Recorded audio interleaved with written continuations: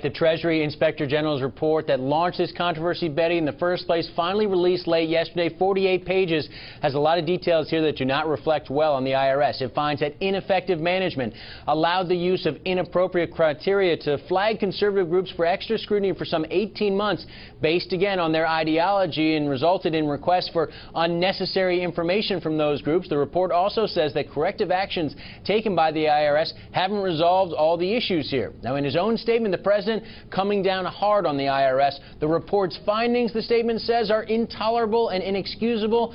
The federal government must conduct itself in a way that's worthy of the public's trust, and that's especially true for the IRS. The IRS must apply the law in a fair and impartial way, and its employees must act with utmost integrity. This report shows that some of its employees failed that test. The President went on to ask Treasury Secretary Jack Lew to hold those responsible for the failures accountable, but Attorney General Eric Holder already moving in that direction, yesterday launching a criminal investigation led by the FBI. 4 congressional committees also now investigating the IRS targeting, with the first hearing set for Friday. And Republicans in particular want to know why they weren't informed of what's happening.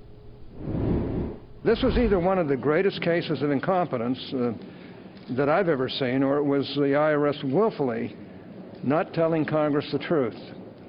At no point in time did anyone at the IRS think it appropriate to set the record straight. Hatch among those who were sending letters to the IRS requesting information on reports that groups were targeted. Betty, it's going to be the acting IRS Commissioner Stephen Miller on the hot seat Friday up on the Hill. Well, is there or has there been any response from the IRS, Peter?